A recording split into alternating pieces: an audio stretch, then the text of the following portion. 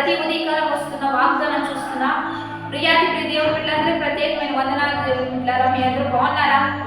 మీరందరూ ఆశీర్వాదకారకంగా ఉంటూ ఉన్నారా? ప్రతిదినం ఫలిస్తూ ఉన్నారా? ప్రతిదినం మేలు పొందుకుంటూ ఉన్నారా? ప్రతిదినం దేవుడు చూస్తున్న కృపలన్నీ కూడా గ్రహిస్తూ ఇంకా దేవుళ్ళ ముందు కొనసాగుతూ ఉన్నారా దేవుడు బిడ్డలారా?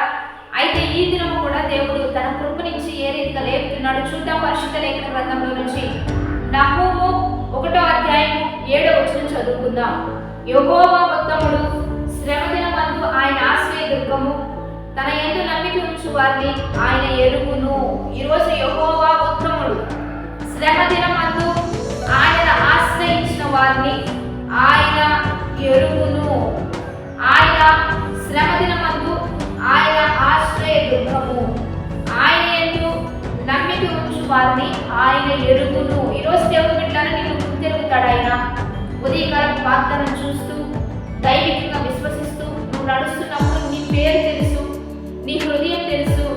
నువ్వు నమ్మి ఎలా విశ్వసిస్తున్నావో, ఎలా అనుసరిస్తున్నావో ఆయన గుర్తెరుగుతాడని వాక్యం ద్వారా, వాగ్దానం ద్వారా ఈరోజు మనకు తెలియజేస్తూ ఉన్నాడు. నీకు శ్రమ దినం వచ్చినప్పుడు ఆయన మనకు ఆశ్రయ దుర్గంగా నువ్వు నమ్మి ఆయన ఆశ్రయిస్తూ ఉన్నప్పుడు ఆయన ఉత్తమమైన కార్యాలని బట్ట జరిగిస్తాడు. ఎందుకంటే ఆయన ఉత్తముడు కనుక. దేవుడు బిడ్డలారా, మనం అడుగు వాటి కంటే, ఊహించి వాటి కంటే గొప్ప కార్యాలు జరిగించేవాడు దేవాది దేవుడు మాత్రమే అని నువ్వు గ్రహించాలి. ఎందుకంటే మనుషులు కొన్ని సమయాల్లో మనకి సహాయం అందించలేకపోయినా దేవుడు మాత్రం తగిన కాలంలో తగిన రీతిలో గొప్ప కార్యాలు జరిగిస్తాడని నమ్మాలి, విశ్వసించాలి. అది వాక్యం సెలవిస్తుంది. ఎంతో మంది పట్ల దేవుడు జరిగించాడు, ముందు కొనసాగించాడు, దీవెనకరంగా మార్చాడు.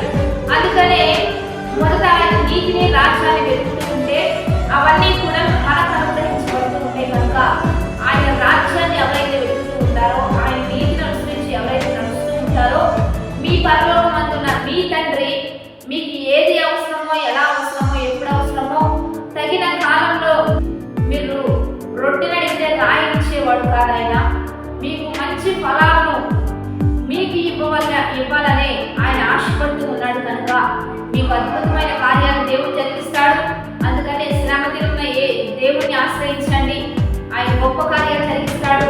నీ విశ్వాసాన్ని గుర్తెరిగి, నీ నమ్మికను గుర్తెరిగి నీకు బలమైన విడుదల కార్యం దేవుడు జరిగిస్తాడు. కనుక కృంగిపోక, తొలగిపోక, చేయాలిపోక, దేవుడికి దూరంగా వెళ్ళిపోక, ఇంకా సమీపంగా వస్తూ దేవుడిని ఆశ్రయంగా చేసుకున్నాం. ప్రార్థన చేద్దాం. పరిశుద్ధుడా, మహోన్నతుడా, గొప్ప దేవా, ఈ దినం మీరు మాకు ఇచ్చిన బలమైన వాక్ వచనాలు బట్టి నీకు మహిమ. ఎంతమంది బిడ్డలు ఈ వాగ్దానం చూస్తూ ఉన్నారు? ఈ వాక్ వచనాలన్నీ కూడా మా జీవితంలో రూఢీపరిచయ్యా.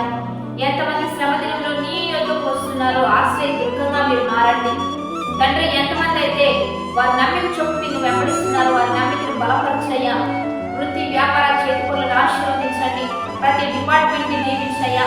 ఎంతమంది ఆర్థికంగా అప్పుల పథకాల్లో ఉంటున్నారో అప్పుల పథకాలన్నింటినీ తొలగించి విడుదల కార్యం జరిగించి ధనానితో నింపయ్యా. ఎంతమంది స్వస్థత లేక విడుదల లేకుంటున్నారో ప్రతి స్వస్థత కార్యం జరిగించయ్యా. ఎంతమంది గర్భఫలం లేక ఎదురు చూస్తున్నారు, నూతన క్రియ జరిగించయ్యా. ప్రతి డిపార్ట్మెంట్ ఆశీర్వదించండి. సేవకుల్ని, సంఘాలను దీవించండి. యావత్ ప్రపంచాన్ని పరిపాలన ఆశీర్వదించయ్యా. ప్రజలు మేలు పొందుతున్నట్లుగా మీరే సహాయం చేయమని, బర్త్డేస్, మ్యారేజ్ జరుగుతున్న వారికి దీవెనలు, శుభములు ప్రకటిస్తూ ఉన్నాం. అనేక దినములు అధికములు అన్నట్లుగా మీరే సహాయం చేయమని, ఈ దిన వాగ్దానం అనేక దీవెనకరంగా మేలుకరంగా మార్చేయ. లైక్ చేస్తున్న వారు, షేర్ చేస్తున్న వారు, మంచిగా రిసీవ్ చేసుకుంటున్న వారి పట్ల, కామెంట్ చేస్తున్న వారి పట్ల నీ కృప కాపుదల ఉంచమని ప్రభువైన యేసు నామం పేరట అడిగి వేడుకొని ప్రార్థిస్తున్నాము గొప్ప తండ్రి, ఆమేన్. కాబట్టి మంచిగా లైక్, షేర్, కామెంట్ చేస్తూ దేవుని స్తుతిద్దాం. మీతోనే ఉంచుకోవద్దు, 10-20 మందికి షేర్ చేయండి. దేవుని బిడ్డలారా, ఉదయకాల ఆరాధనలు జరుగుతున్నాయి. 4 నుంచి 5 వరకు కలుసుకుందాం. దేవుని స్తుతిద్దాం. ఆమేన్.